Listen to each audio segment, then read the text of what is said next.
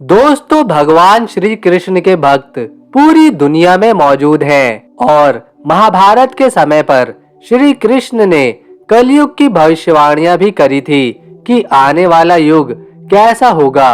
और आज भगवान श्री कृष्ण की सारी बताई हुई बातें सत्य होती नजर आ रही हैं। दोस्तों, जब महाभारत समाप्त हो चुकी थी तब पांचों पांडवों ने श्री कृष्ण से पूछा था कि अगला आने वाला युग और कलयुग कैसा होगा।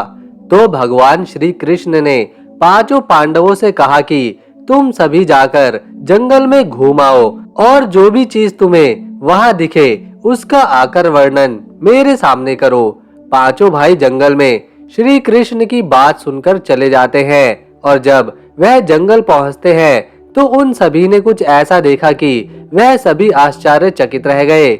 आखिर उन पांचों भाइयों ने वन में ऐसा क्या देखा और श्री कृष्ण ने इसके पीछे का जवाब क्या दिया, ये सब जानने से पहले दोस्तों, अगर आप सभी श्री कृष्ण के सच्चे भक्त हैं तो इस वीडियो को अभी लाइक दें और अंत तक देखें। पांचों में से पहले भाई ने बताया उसने बड़े से पक्षी को देखा जिसके पंखों पर वेदों की रचना लिखी हुई थी, लेकिन वो पक्षी जानवरों का मांस खाता था। जब अर्जुन ने इस पक्षी की बात श्री कृष्ण को बताई तो श्री कृष्ण ने इसके वर्णन में बताते हुए कहा कि कलयुग में ऐसे ही कुछ लोग होंगे जिन्हें बुद्धिमान कहा जाएगा, लेकिन ये इंसान दूसरों का नुकसान करने के लिए हमेशा तैयार रहेंगे और अपना फायदा किसी भी सूरत में निकलवाने की कोशिश करेंगे।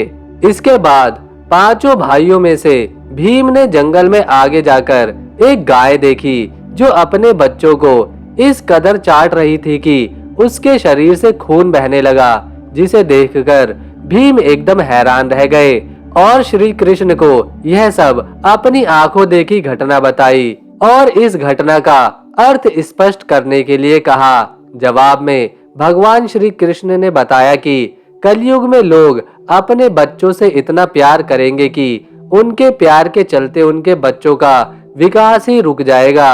कलयुग में बच्चे विकासशील नहीं होंगे, ये बच्चे केवल माता पिता के प्रेम में ही फंस कर रह जाएंगे। अगर किसी का पुत्र साधु बन जाता है तो लोग उसके दर्शन करेंगे, उसके आगे शीश झुकाएंगे, लेकिन अगर खुद का पुत्र साधु बन जाए तो बैठकर रोएंगे और निराश होंगे कि आखिर उनकी परवरिश में क्या कमी रह गई थी कि उनका पुत्र साधु बन गया। इसके बाद तीसरे भाई ने बताया उन्होंने देखा कि बड़ा सा पर्वत गिरकर धरती पर आ रहा था और वो एक विशालकाय वृक्ष से भी नहीं रुका, लेकिन आगे चलकर उसे एक छोटे से पौधे ने रोक दिया। इस पर श्री कृष्ण ने जवाब देते हुए कहा कि कलयुग में सभी की मति मारी जाएगी और वो सिर्फ धन के पीछे भागेंगे और धन रूप में वृक्ष कभी भी उनकी बुद्धि को ठीक नहीं कर पाएगा और उनका मन शांत कभी भी नहीं रहेगा। अगर वो छोटे से पौधे यानी हरि के नाम का जप करे तो उसी समय उनकी समस्या का निवारण हो जाएगा और कलयुग में ऐसा करने से मन को शांति मिलेगी। इसके बाद चौथे भाई ने जंगल में 2 सूंड वाले हाथी को देखा और इसके बारे में भगवान श्री कृष्ण से स्पष्ट करने को कहा। इस पर श्री कृष्ण ने जवाब देते हुए कहा कि कलयुग में ऐसे ही दोगले लोग होंगे जिनके हाथ में सत्ता होगी, वो कहेंगे कुछ और करेंगे कुछ और इसी तरह से ये सत्ताधारी लोग मासूम लोगों का शोषण करेंगे।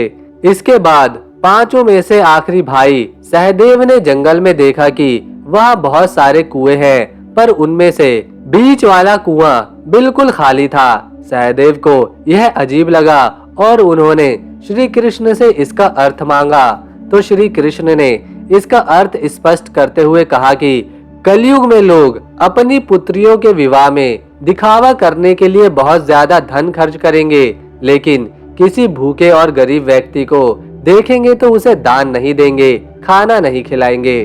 दोस्तों, श्री कृष्ण की सभी भविष्यवाणियां आज 100% सत्य हो चुकी हैं। अगर आप भी कलयुग की इन सत्य भविष्यवाणियों से सहमत हैं तो कमेंट बॉक्स में जरूर लिखकर बताइएगा। साथ ही ऐसी ही और रहस्यमयी और अद्भुत जानकारी से भरी हमारी वीडियोस देखने के लिए हमारे इस छोटे से YouTube चैनल को सब्सक्राइब कर बेल आइकन दबाना ना भूलें। मिलेंगे अगली वीडियो में, तब तक के लिए नमस्कार। जय श्री कृष्णा।